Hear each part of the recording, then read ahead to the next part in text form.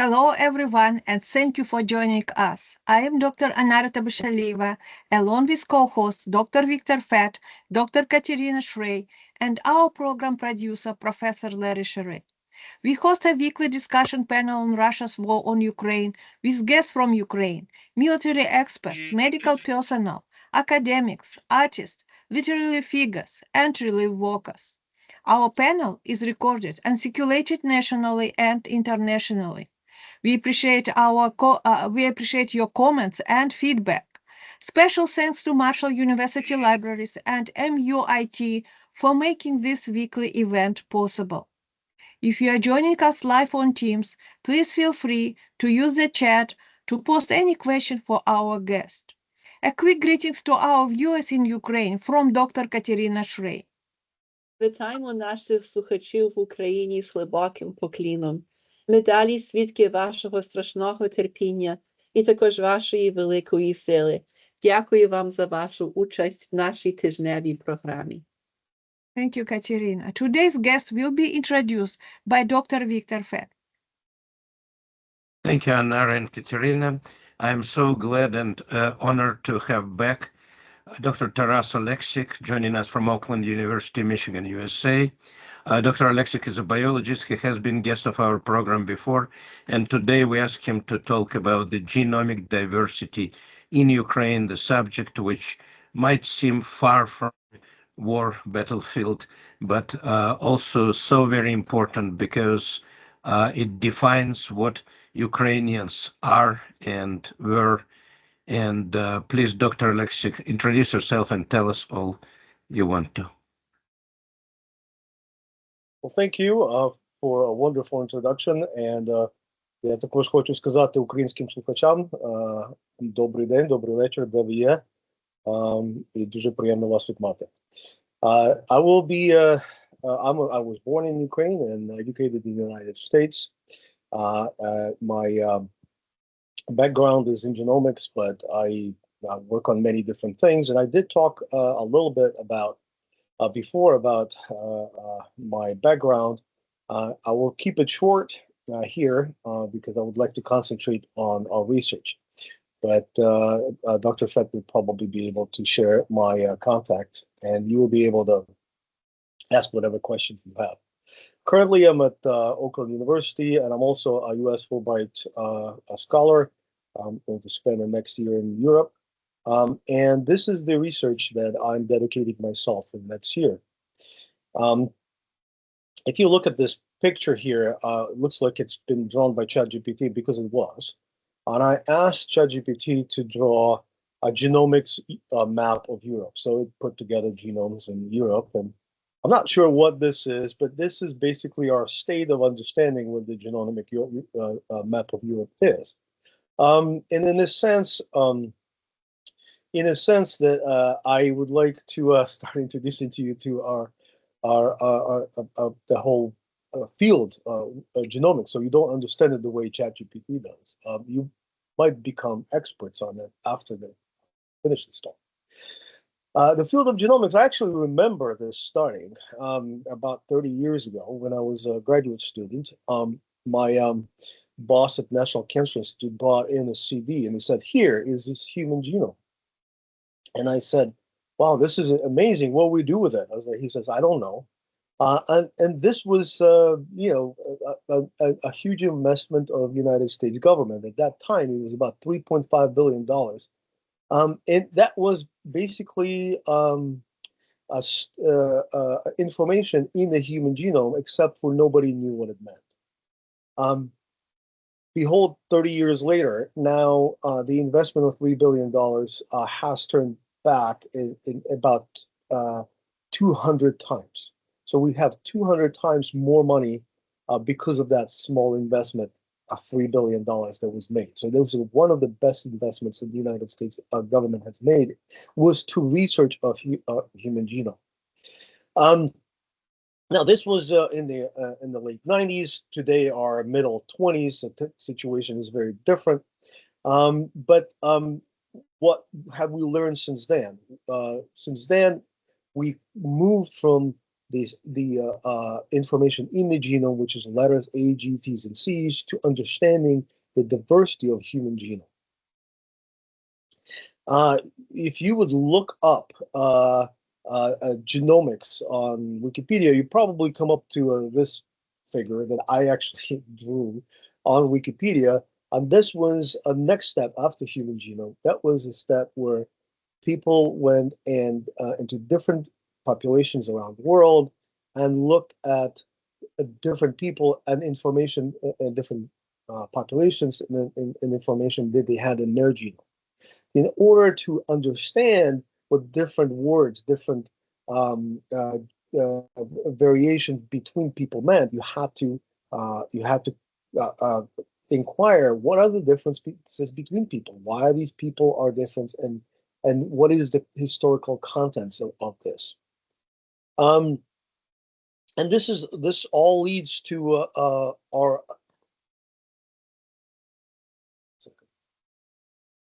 this all leads to our understanding. This all leads to benefits to each population, because the more we understand the population, the more we understand the differences between people, the more we understand why different populations have different diseases, or why these different populations can be treated with different medicines. And that is, in a nutshell, why we're doing population genomics around the world. So what have we learned so far from the distribution of human genomic diversity? Well, let's start from what do I mean by genomic diversity? Let's start from a very basic example. This example is a Duffy null allele. You can see it on the right side of the map. The distribution of this allele is confined to Africa. So this is one place in the genome where there could be either A or a C, right? And if you have an A, you basically from Africa. Like, nobody outside of Africa has an A in that location in the genome. So since you have two chromosomes, one from mom, one from dad, for each locus, then your genotype will be AA, right? There's and if you would be outside of Africa, your genotype will be AC, or sorry, CC. Well, if you have a mixed marriage, or you have a child of mixed marriage, it will be AC. This is what we call heterozygote. Now, this is what we call an ancestry informative marker. So a marker that basically indicates your ancestry, where you come from. Don't confuse this with your identity. Your identity could be whatever. Like Americans have all kinds of ancestries, and they're still Americans, right? And so Ukrainians are too, right? Ukrainians have all kinds of ancestries, but a Ukrainian identity. Identity and ancestry are two different things. People conflate it all the time, so I will warn you not to do that. So what we're talking about here is ancestry. Ancestry is where your genes have been before you were born. The ancestry informative markers allow us to identify a piece of chromosome, because they basically tag a piece of chromosome about with a marker where that chromosome has been in the past, where your parents or grandparents, great-grandparents have come from. And these the reasons we have different markers, different alleles, could be just random chance alone, but it could signal a signature of adaptation. So what do you mean by adaptation? This is a natural selection. It's a Darwinian process that we study, and it gives a sense to the information inside of our genomes. Where our genomes What our genomes are is where our genomes have been before.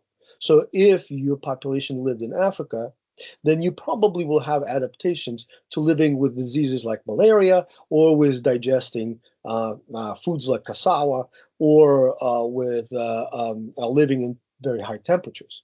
If your ancestors, on the other hand, lived in the north, then you will have alleles that will allow you to digest, to eat foods that are high in fat, withstand cold temperature, and the lack of sun. And these here on this map are some examples of ancestry markers that signal adaptations that these populations had in the past. And by the way, I contributed to one of them, but I will talk about that a little bit later. So basically, what you can do now, you can find these ancestry markers across the human genome and tag chromosomes with these little markers to identify where your pieces of chromosomes come from, right? So on the left side of the slide, you can see parents admixing, right? This is your admixture process. Your parents were from Europe and Africa. Your child will have one chromosome from Europe, one from Africa. But in its progeny, the pieces from Africa and Europe will start to be broken in smaller and smaller pieces. With more and more generations, it's not going to be a chromosome, a full chromosome, but chromosomes, what we call, will recombine. They will exchange pieces, and with each generation, those pieces will become smaller and smaller. But these pieces can be identified with ancestry informative markers, such as the one that I talked to you before. Okay, so everyone on the planet is the product of admixture of something, right? People in the Caribbean, where I used to live, are descendants of people from three different continents: Africa, Europe, and South America. So you get chromosomes consisting of pieces of different ancestries. These pieces, right, they consist of markers that are following one after another. So that kind of a thing we call a haplotype. Okay, a haplotype is basically a sequence of markers on a chromosome, and you can use these. You can identify haplotypes and assign ancestry to them. Okay, so here we see ancestry markers located along chromosomes, and on this specific chromosome, it identified pieces that are either from Africa or from Europe. So this individual has some parts of the genome African and some parts of the genome European. Okay, and here is a model of what may happen when with some people coming in the population contributing their genes, and as they're admixing with the general population, their genomes are admixing with them, and what we have is this sort of an admixture of pieces of chromosomes mixing up, right? Mixing up and creating our modern population. So every population is like this. Is just a matter of identifying who the ancestors were. Okay. Now, I just wanted to say that I'm considered a bit of an expert on this because of some papers I've wrote, and this was one of the papers that has hundreds of citations now, where I basically argued that the different times of admixture, different time of historical events, you can look for signatures of adaptation, and since then, people use this classification that I devised to know at which time, to figure out in which time you need to be looking for adaptation event, whether it happened when humans split from the great apes, or when populations of Europeans and Africans split from each other, or populations in Europe have split from each other. So it's all depending on what time frame we're talking about. We actually use a different statistical approaches. So that's actually one of my contributions to science.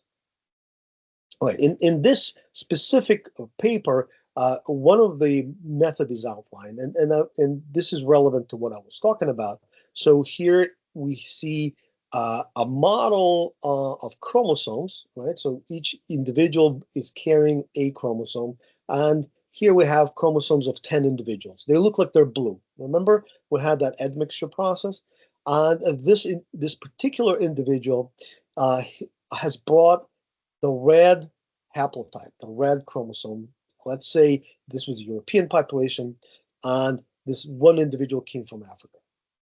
And in the next generations, this African individual had something really good about that chromosome, so that the children of that individual survive in the population, and children of the other populations that would carry this chromosome, Leo chromosomes, would not, or would not have children.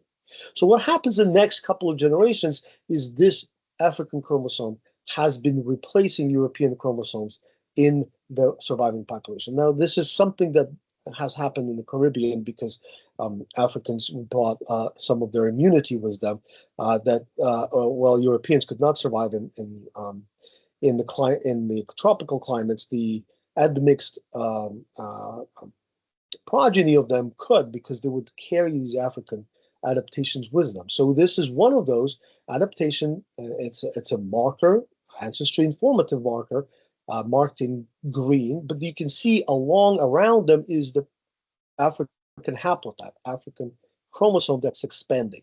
Now, with time, as you know, chromosomes exchange pieces, right? Every time we go through a sexual reproduction, chromosomes will exchange pieces, and so there will be breaking. But if you keep selecting that green allele, the chromosomes around it will be passed with it. This is what we call hitchhiking.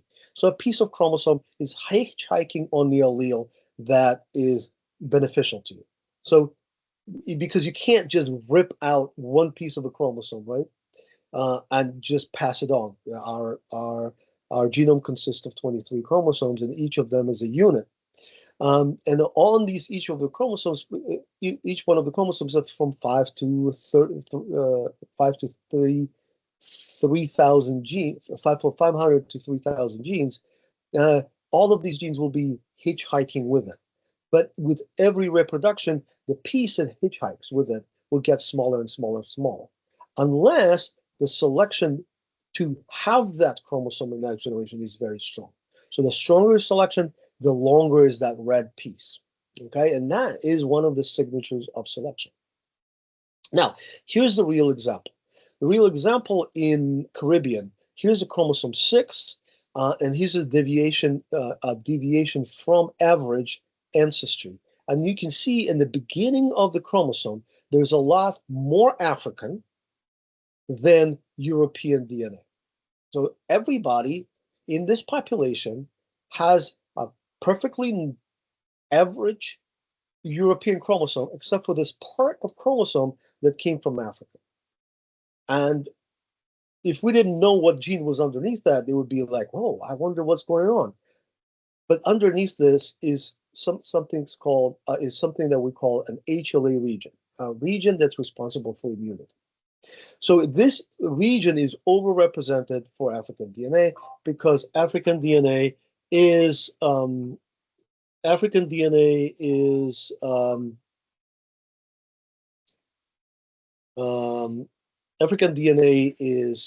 in this region is probably beneficial for survival. So all the children and children of the children will carry on this part. Right? Here's another example, and this is from a paper that I have participated on about 10 years ago. And here is DNA of people of African American origin, which is a mixed population between Europeans and Africans, that have been tested because they admitted themselves to a hospital with kidney disease. So now there is something in common between these people. They all have kidney disease, right? And what we did was to sequence their genomes, to look at their markers, and try to figure out where their markers came from. And what you can see here, that across the genome, chromosome 1, 2, 3, 4, 5, there is no difference between the people that put themselves in a hospital with kidney disease and people that are healthy, don't have kidney disease. So this average is around 0, right? 0 is what we expect.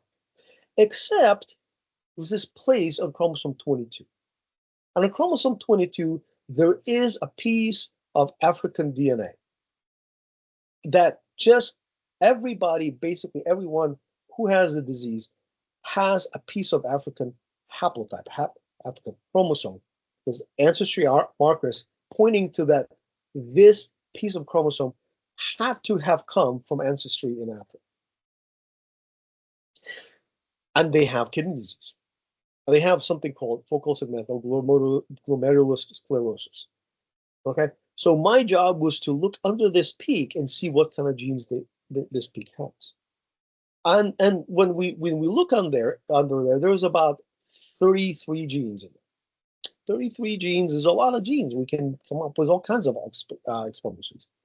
But if you really look in there, there's some of these genes that have been known to be involved in kidney disease, and some actually may be historically beneficial for survival in Africa.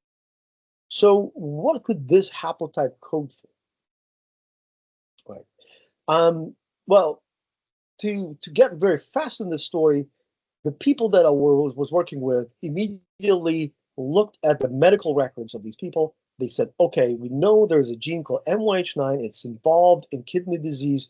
This is probably our gene. Let's publish a paper. I went a little bit further. This was suspicious to me because it didn't give any, it didn't have any historical background. So why is this allele beneficial not beneficial, but the opposite? Why is this allele causing a disease? Is there any reason for that? Well, I was told that, okay, the doctors know better. I know the doctors don't know better because they don't think about evolutionary biology. So I started looking in the literature and I started finding one of the genes in there, APOL1, that as associated as survival in something called sleeping sickness. You probably not heard about sleeping sickness, but you may have heard of tsetse flies. The tsetse fly is this fly that goes around and it carries around a parasite that will bite you.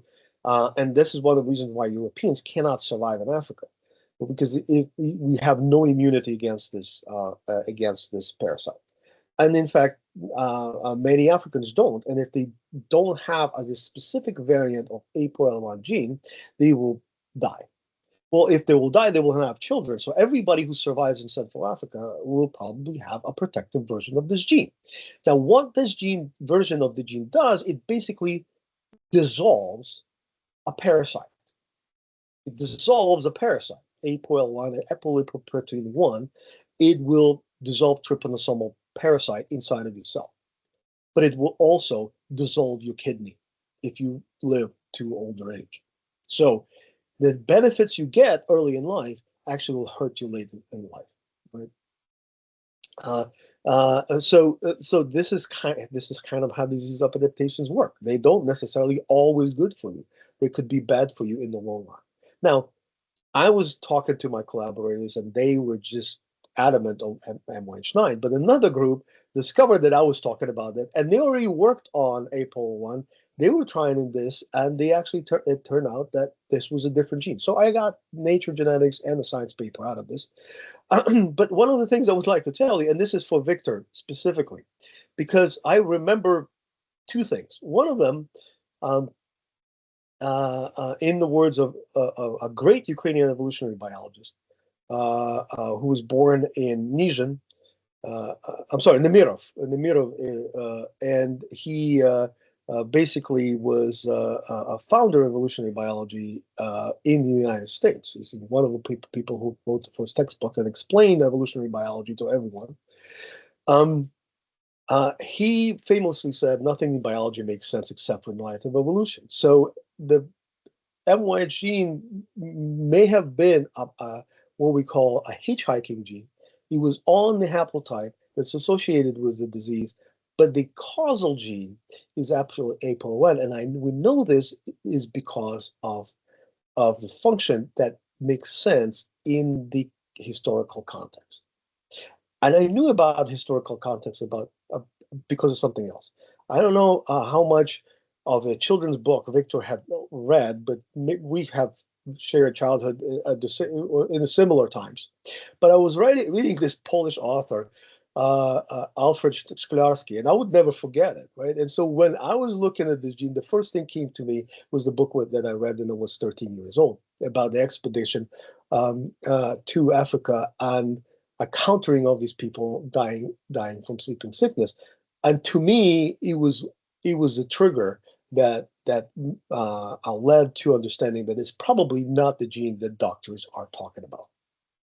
Okay, that's why it's important to read adventure books when you are young and get excited about science. And science is not just something you do as a method. It's something that you live. All right. I have written a few papers about this after that, so you can look up my name that are associated with this. But again, this specific gene is also, you can see it's an ancestry gene, and you can see it on Africa, but you don't see it anywhere else. All right. Now, how well do we know? So we established that understanding genetic diversity in all populations is important, but how well do we know genetic diversity? And a couple of years ago, I wrote this paper to look at how much of the genetic diversity in Europe has been accessible to us, and it turns out not much. At this point, we already published a paper on genetic diversity in Ukraine. We published 100 Ukrainian genomes made in the publicly accessible. But look at the rest of Europe. Rest of Europe was actually not very well represented, and we call this genomic deserts. And what genomic deserts do, they hurt populations that live there because we don't understand the context of their genomes. We have to do approximations based on other populations. Now, the population that's overrepresented here is Britain, and it has thousands and thousands of times more publicly available genomes than, let's say, Germany and Poland or Ukraine. Okay.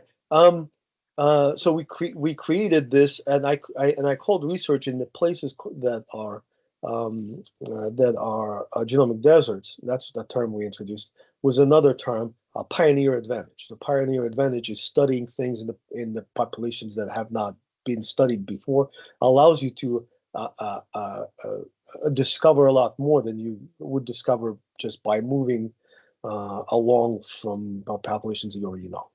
What we also discovered in this research is that few populations have a lot of research done, right? So here is the orange.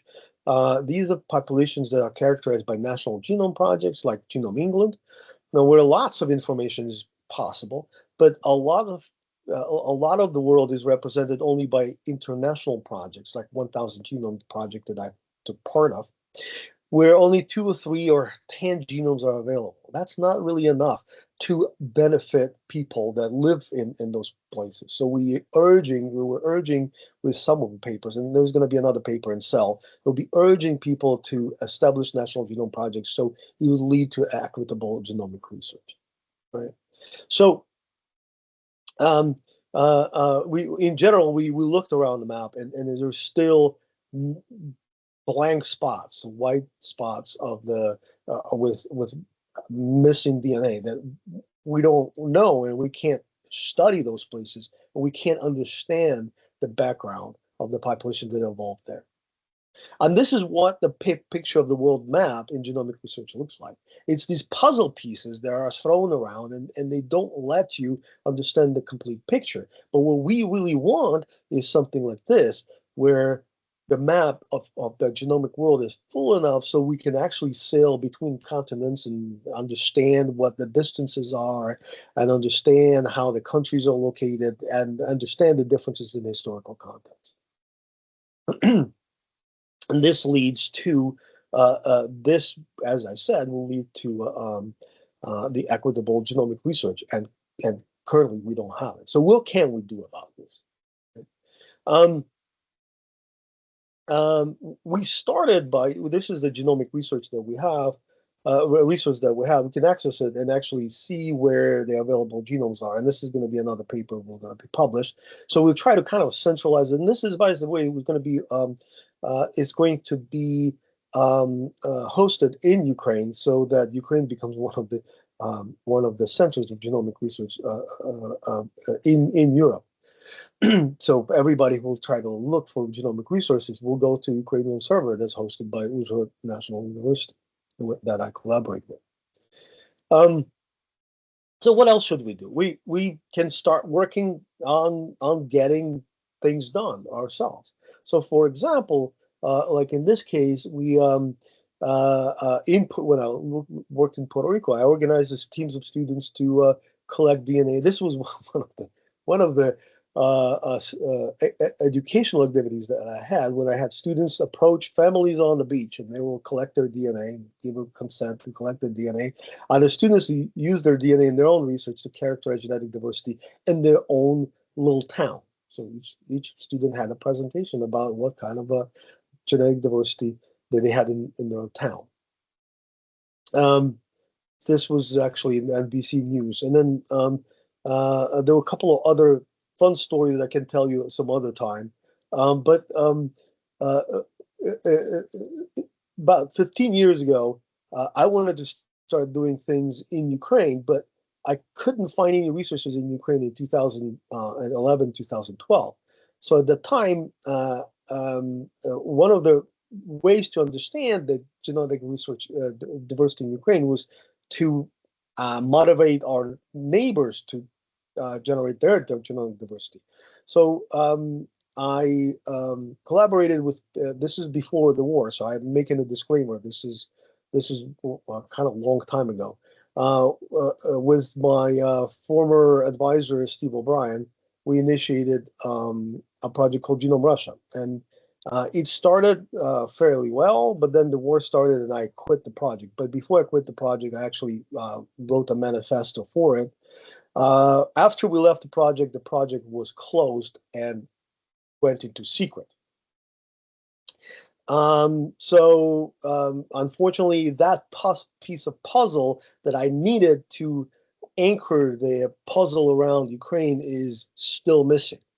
But I went to Ukraine in 2015 and I started a project called Genome Ukraine. Now, this came out, Genomic Diversity of Ukraine came out in 2021, but not without controversy. And the controversy was that I used the data from the Genome Russia, the publicly available data from Genome Russia, to put the puzzle pieces around Ukraine, so I could put Ukrainian puzzle into its place.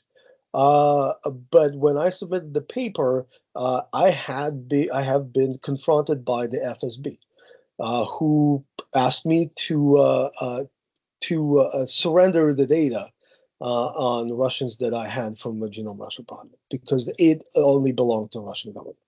I said it does not belong to the Russian government because it was publicly released data. They disagreed and harassed our editors. So at some point, we had to withdraw one of the drafts. So, and you know what? I don't care anymore. So I do show you the map which they objected to. The map showed the difference between Ukrainians and Russians on the genetic scale. So one of the things you can see is the green dots in the genetic space are population of Russian Federation. Of course, it's a huge genetic diversity, right? Here you have the orange pieces that are Iberians, blue pieces that are French, and the violet pieces that are Finns, and the black is Ukrainians, but behind them you can see other Eastern Europeans. Now, you clearly can see that we have population differences. This is not a big deal. For geneticists, we know that genetics is determined by geography, but it was a big deal for Imperial Russian propaganda that was saying that Ukrainians and Russians are the same people, so they really had a problem with this picture. And you can see here is as soon as the war started, this was a piece in Genome Web. This is a news resource for genomicists, where it says that while the Russia war Ukraine continues, genomics became the first actually place of fight to release this data to show this to this graph. All right, so now you know it. All right, so this is what we were allowed to release. This is Ukrainians, this is Russians, again, Iberians, French, and Finns. Now, you can find this now on Wikipedia or in all kinds of resources. This is zoomed in. All right, how we benefited from having our different population. Right, it's important to show you the population differences and report these differences to the public, because these differences then will become important to the public, that will make you understand what are the specific genetic conditions that exist in Ukrainians and determine their health. Right. So we, in fact, donated this to a specially designed resource called Nomad. This research has clinical variants of different importance that allow doctors to look in and start their research on a specific variants that exist in that population may not exist anywhere in the world. So different population provide a different background for medical research. So each population is unique and important, and lumping people together makes no sense, because then we will literally miss the forest for the trees. All right, and again, I called this pioneer advantage, because finding it in Ukrainians, we actually beat Polish and Romanians and Czechs and Germans in publication of our genomes. So we actually uncovered a lot more genetic diversity than that's our fair share of our population. And that's just because nobody else in the region has done so much public data release. All right, we moved from that to a European project. This was a project that was, again, I was interested in Ukraine, and then I was interested in the place in Ukraine where I'm from, which is the border between Ukraine, Romania, Slovakia, and Hungary in the Carpathian Mountains. So European Union gave us data at Uzhhorod National University to sequence another 300 genomes on the border between Ukraine and Romania. These are the Highlanders on the border, and it's a very interesting population story that we are writing about them. It's not completely finished, but again, the data is released. You can see the region where we worked in collaboration with the University of Arad in Romania. Here is this.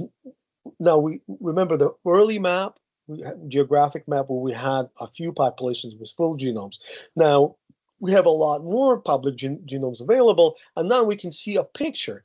The old Ukrainian population that was in Ukrainian Genome Project is shown in gray.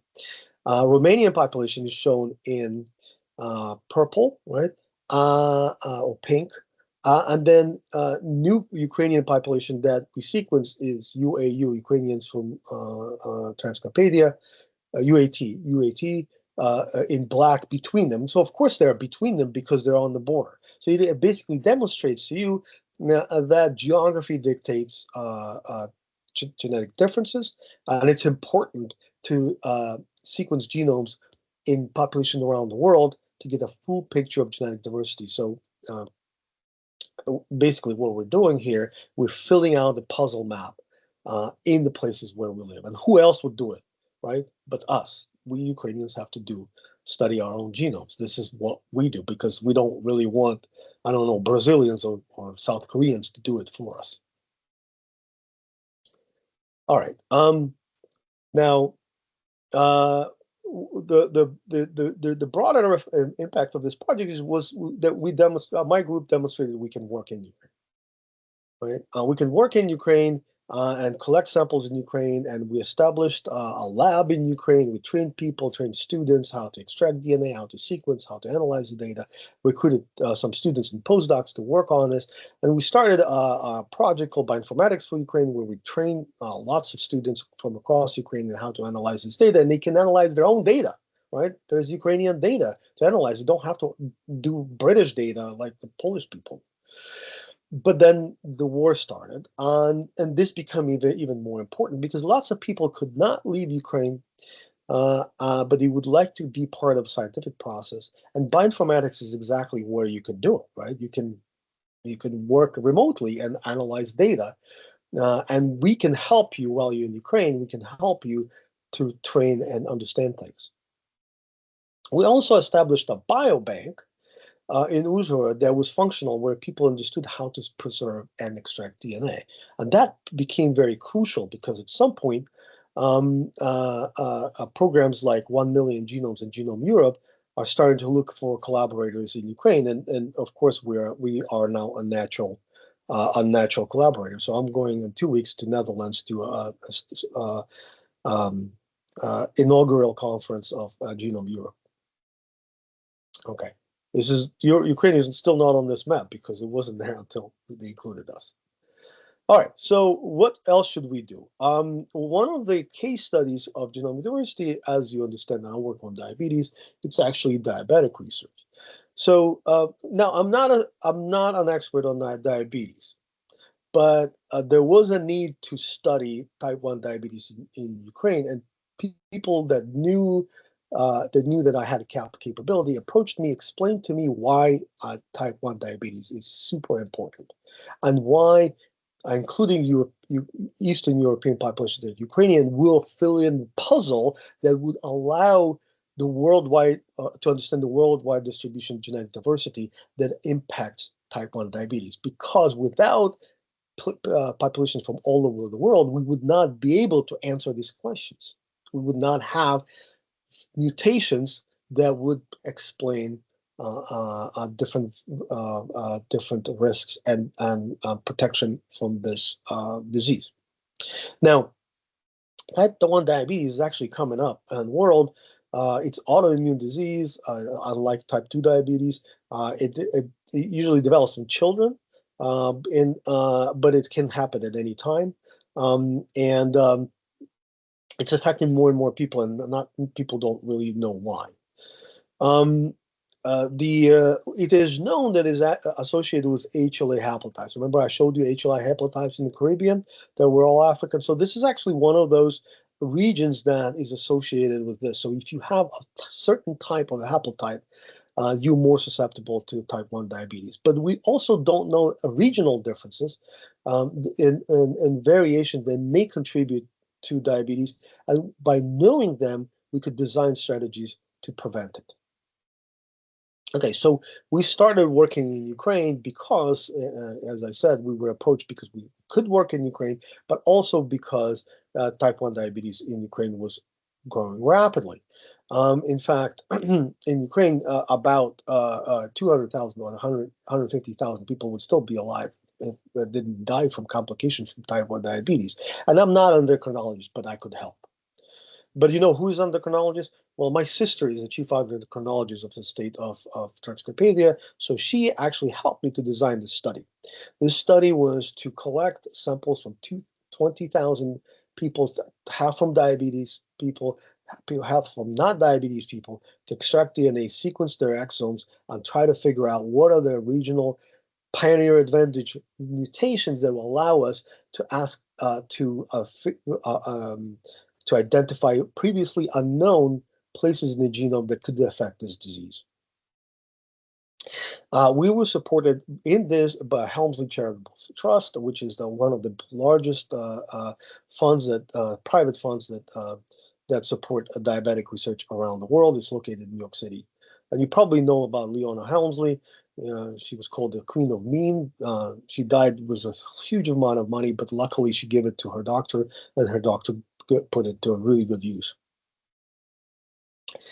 Now, and we received a large grant. We were ready to go, but here the war started, and Helmsley Foundation said, "Okay, well, we can't give you the money. We can't give you the money because you can't work in Ukraine anymore. It's a war." So I literally had to go to the board and show them this justification, where I showed them why we can still work in Ukraine. I was showing them the maps of the troops movement and the maps of the refugees movement, and saying that if we have set up study in Western Ukraine, we actually can sample refugees as well, and we can give people jobs, and we can help medical doctors not to quit and keep working in science, and employ scientists and students and so on. And guess what? It worked. They said, "Okay, we'll give you a little bit of money, but if you can show us that you can do it, we'll give you the rest of the money." So as you know, war continued, and Ukrainians showed that they can fight back, and we keep fighting back, and we will win in the end. So, but it's important while we're fighting is to preserve our scientific background, scientific infrastructure, and build up until we're ready to join the European Union and the scientific community. So this is the project that helps us to do that. In this project, we have a biobank in Uzhhorod. So this is not in the United States. So we're building infrastructure in Uzhhorod. We build infrastructure. It's not only infrastructure in the collection, but also infrastructure in information. Also in ethical approaches. So we have a ethical committee that was established because of this project, and now looking at other projects, we teach people how ethically conduct this research. We teach people how to extract DNA, how to analyze the data, and our university, Oakland University of Michigan, and Uzhhorod University are partners in this, and other partners are Helmsley Foundation and Regeneron, which is a company that helps us sequence. All right, so what have we done so far? We have collected, we collected, we were given money to collect about 1/5 of the data. We actually collected a lot more, twice as much as they asked. And then they said, okay, we'll give you money. And I said, no, you have to give it to us a lot more money now.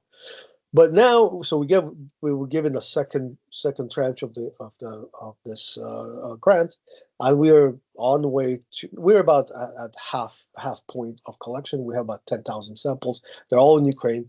They're half female, half male. They come from countryside. They come from cities. They come from all places in Ukraine, including Crimea. Here's the progress report. We can collecting the information on these people so that we can inquire about how genetics impacts their disease. We collect in their medical history, but of course, all of these are anonymized, so people can actually get their data back. We give them ancestry back, but we don't know who these people are. So we just communicate with the codes with these people. They know what the code is, so they can log into the portal and download their data, but we don't know who these people are. We're only working with their data. All right. Now we can't talk to their doctors. So if we find something that's strange about this data, we can connect to a doctor, and doctor can go back and consult with the patient. We also give them some free tests like C-peptide test, which is a quite expensive test that can decide whether it's a type 1 diabetes or type 2 diabetes. We help them do antibody tests, etc. So that's for free. And now we collect lots of things like on family history. This table is difficult to understand, so I'll show you how to summarize it. So here is we're collecting the samples, and they are all, you can see, they have type 1 diabetes. See that the biggest word in there, what's common between them, is type 1 diabetes. What other things do diabetics have? Well, they have renal disorders because diabetes leads to kidney function. What about the controls? It looks like controls are, all controls have some kind of endocrine problem. Well, that's the reason for that is because we're collecting it in the endocrine clinics, and the scale might be a little bit deceptive because really, if you look at a scale, it should be presented like this. This is the type of the problems and the scale of the problems that controls have. So they have a little bit of overrepresentation of endocrine problems because they collected endocrine clinics, but we will have to fix it up a little bit. But what it does allow us is to collect all kinds of different phenotypes, right? We can now, within this study, we can design a cancer study. We can design a study on PTSD. We can design a study around autism, or we even have a selection of people from Antarctic station, people that go to Antarctica to overwinter. They all give us their samples, and then we'll look at how well they do in the well, it wouldn't be overwintering, it would be over summering in Antarctica given their genotype, and so we can advise them on some of that as well. All right, see, here's the data that we get. The data is exomes, and these are parts of the genome that are only genes. This is important because to sequence the whole genome is expensive. Sequencing just part of the genome on the genes is only 1% of the genome, but that's where the most important information is. And from there, we also call haplotypes. Remember what haplotypes of the HLA are. So these are your immune gene. We actually figure out what they are. We do that with UC Santa Cruz and Michigan Imputation Server. So this is actually a lot of computational work that people in the bioinformaticians from Ukraine are doing right now. So that we're bringing Ukrainian scientists to a whole new level. All right, here's just an overview of the types of the different variants that we discovered and variation that we discover across the chromosomes. But more important, so this is just basically different type of genes, different type of mutations, deletions, insertions, transversions, transitions. If you're a geneticist, you know what I'm talking about. If you're not, just to let you know that these are types of mutations that we have found, and now what we can do is we can map where mutation is along the chromosome and test whether those parts of chromosomes are associated with what? Type 1 diabetes, just like we did with the kidney disease before. All right, and so what do we find? Well, in the preliminary analysis, first of all, we tried to see if people that we're collecting are real Ukrainians. Well, here it is. Overlaid with the map we created before, remember, with Genome Ukraine data and Genome Ukraine Romanian data. So this big blob here is laying right on top of where Ukrainians should be. So we got Ukrainians. And of course, there is variance around it. Some people are admixed with Romanians, some are admixed with the Russians. Here, some people are mixed with the French, etc., etc. But most of them are from Ukraine, and therefore they're similar to each other. Now, this is called genome-wide association study. So we look across all the chromosomes shown here in different colors, and the deviation that goes up, right, indicates that this piece of chromosome is transmitted with the disease. So you have it, then you're more likely to have a disease. So you look at 10,000 people, each of them have that little piece of chromosome. That means that that piece of chromosome is probably involved in the disease. What you see here is a very, very significant piece, and that's HLA. Well, but we do know the HLA is involved, so kind of might ignore this piece, but look at others. And so there are some others, right? Well, there's an insulin gene. Well, we kind of know that too, right?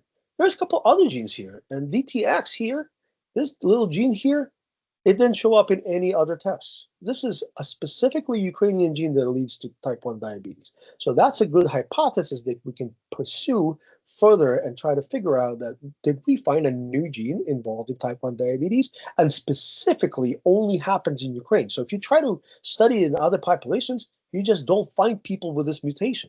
This mutation is specifically in Ukraine. So only Ukrainians will be relevant to this mutation. That's why this is important. All right. Now, some of this was already published, so this is actually one of the first publications you can see. And then there's some, to finish this, I want to tell you that while we're doing this, we find something called incidental findings. So what happens is we look at people, but these are people, right? So we look at the data, but each genome is a person. So we look in there and we look at all the disease mutation this person could have. We call all the mutations, we make a list of it, we see what these mutations can do. And what if we find a mutation that's worth telling the patient? Like this case is something called MODI diabetes, maturity onset diabetes of the young. This diabetes is not type 1 diabetes or type 2 diabetes, but a lot of time doctors have a difficult time identifying it, so they prescribe them insulin, and you don't need insulin. In fact, it's, people have been on insulin for 30 years. You don't need it. You need something else. You need some other treatment. Depends on which treatment, so there are a lot of types of them. So we actually identified several people. In fact, it's probably from 5 to 10% of all people that are diagnosed with type 1 diabetes are probably MODI, and they're misdiagnosed. We are helping these people to be diagnosed correctly. So once we find the mutation that's MODI, we will inform the doctor, and the doctor will go and contact the patient and try to see, well, maybe this person has been diagnosed all their lives. In this case, here's an example. We had a type 1D changed to MODI 3 diabetes because of a different mutation than they had, and they've been transferred off insulin. And after 13 years of insulin not doing anything, they've been prescribed different medication, and it started helping. All of a sudden, the person is actually started feeling better. So, and sugar is normal. Okay. There's another case with MODI 2 diabetes. Again, doesn't require insulin treatment whatsoever. Right? Again, it was taken off insulin. Now, there's other examples, like we identify people that are at risk of breast cancer. So we actually have a patient now that's been contacted because she's triple negative, which means she has a very high risk of developing breast cancer. She was being tested after that. In fact, she is now scheduled for double mastectomy. So she was tested. It looked like she was suspected for cancer, and she was recommended to go through mastectomy, and it prevented her from developing cancer early on. So she probably lived, extra 50 years, I hope. There's another one, Lynch syndrome, which is colorectal cancer. And in any case, this kind of approach shows you that genomics will save lives. And developing genomic approaches won't. It's not just in some esoteric research that talks about a very general scientific questions that don't have to do with people's lives. No, it has to do with people's lives, and we are saving it just by doing research. And that makes us feel very positive about what we're doing in Ukraine right now. All right, so that's a big broader impact. We build a group, build a big network that knows what they're doing. We can work with diabetes now. We can expand to other diseases. In fact, other countries are trying to, follow in the lead. So that's why I was recruited to go to Poland as a U.S. Fulbright scholar for next year. I'll be working with Jagiellonian University, Silesian Institute of Technology, and Polish Academy of Sciences, expanding this research in Poland because they don't actually have this yet. We have collaborators in Slovakia. We have collaborators in Romania. We're working on collaborators in Czech Republic. And we'll try to expand it because the more puzzle pieces we fill in, the better we'll understand ourselves and better chances we'll give to equitable medicine. All right. Now, I will disclose my funding here and my collaborators. One of them just called, so I need to call him back. And our job and our work that we're doing on bioinformatics for Ukraine, Ukraine initiative that every year goes to Ukraine and organizes workshops and sessions for young budding scientists. Next year, we'll do 3 of these. We did two this year, 1 in Romania, 1 in Ukraine. Next year, there was going to be 1 in Poland, 1 in Ukraine, and 2 in Ukraine. Sponsored by this initiative. So we're looking forward to have more young people join this science to the benefit of the people. All right, these are my best teams. My bioinformatician, Walter Wolfsberger, despite the German name, he's a Ukrainian German from Transcarpathia, like me. Here's Christina Shebelko, who has got 2 PhDs and 1 MD, way overqualified over her boss, but doing very well. Good job, Christina, and then Stephanie Castro. She's originally from Puerto Rico. She's working in the lab with us. Here is a team of endocrinologists, and specifically with my sister, and is a lead, Dr. Oleksyk. She's also an MP, member of regional parliament, and ambassador of Ukraine. So ambassador of Transcarpathia so she's somebody I'm really proud of. And here's my collaborators over at the biology department. We've been sending that we worked with in Uzhhorod University, that we worked with the dean, Dr. Yaroslava Hasanets. The photograph here was the generator that we bought to make sure that our collection does not melt. We bought generators, we bought batteries, so our collection is safe as much as it can be in Ukraine, but it's in the most western part of Ukraine, and that's actually a silver lining about this location. All right, and my family as well. They're going with me to Poland, so cheers to them. Thank you very much. Дякую вам всім. If you have questions, please ask. Thank you very much, Dr. Oleksyk. We are overwhelmed with this presentation. We rarely have real scientists here on this panel, and from all of us, thank you so much. Katerina. Thank you so much. I just, as a non-scientist, I just have some kind of quick reactions and things to thank you for. You are a fantastic teacher. I, as a medievalist English professor who is very much outside of your area of expertise, do feel like I learned quite a bit. In fact, I was texting my son, who's a biochemist, while you were speaking, because he has done research on the APO1 protein. And so I felt very smart doing that. But I wanted to thank you for a lot of things. First of all, to start with, it's beautiful to hear your Ukrainian voice. Thank you for addressing our Ukrainian viewers. We do have we have quite a few Ukrainian viewers in Ukraine who watch us on recording. Thank you so much. It was beautiful. I love the fact that you said ancestry is where your genes have been before you were born, where the chromosomes have been in the past. This, for a non-scientist, is incredibly helpful because there's so much attention now to tracing genealogies and all these DNA tests. So very helpful. Fascinating about the sleeping sickness, the tsetse fly. Just thank you for all this great education. The concept of genomic deserts. I love the fact that you say it's a very good point. It's important to read adventure books. Science is something that you live. I love that. And that makes so much sense. And it also includes those of us, and as you did in your presentation, the non-scientists who are inquisitive and are interested in these things. There is a place for those people. The specific gene that leads to type 1 diabetes in Ukraine, what a find. That's amazing. That's so impressive.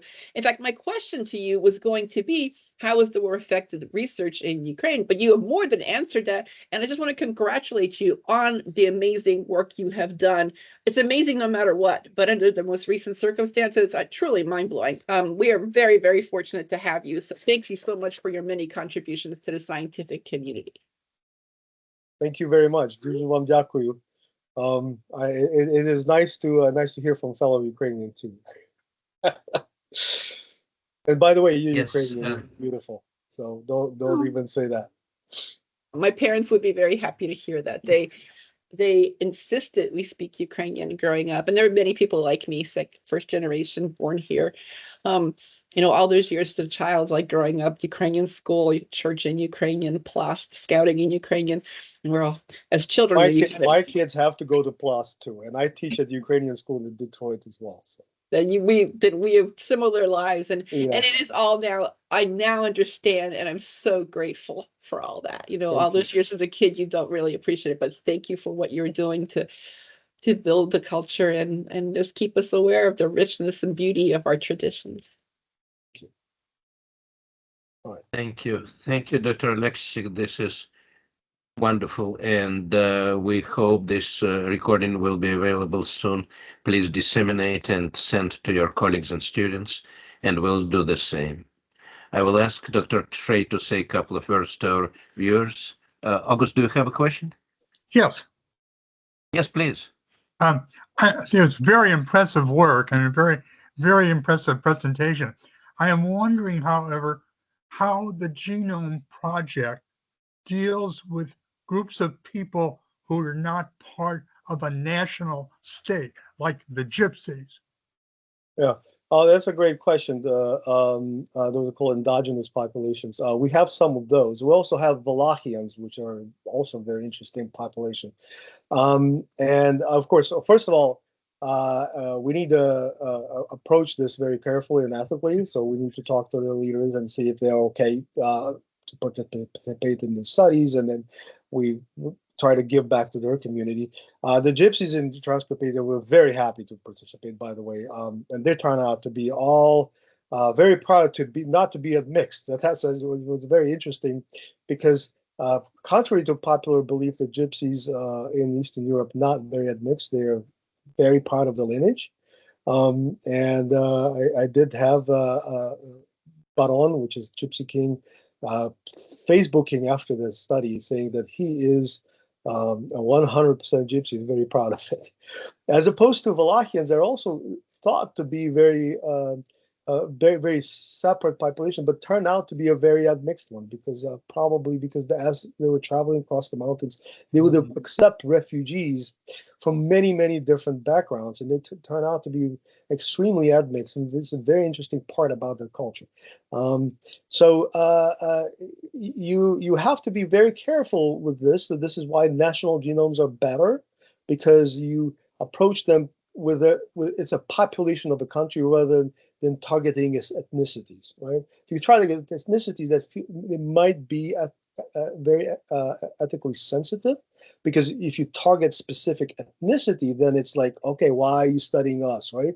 But if you study population of a country, and knowing that, you know, most of the genetics are determined by geography anyway, then it benefits people that live in the country overall, right? And so it's a much more sensitive approach. So there's been a problem with studying, for example, in this country, studying Native American genomes, because Native Americans don't want to be studied. If they don't want to be studied, well, you can't force them to be studied.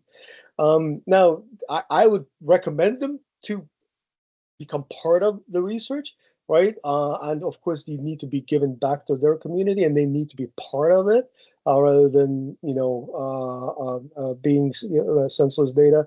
But in case of Ukraine, we look at the population as citizenship rather than ancestry, right? And it overlaps in many ways. Yeah. It gives us enough information to understand medical issues in the region. I have to apologize. I have to go. My kids got off the bus, and they're banging on the door. So Okay, we'll let you go. Thank you so much. We have so many questions. We'll see you some other time. And once again, thank you very much, Dr. Oleksyk. say hello. Добрий день.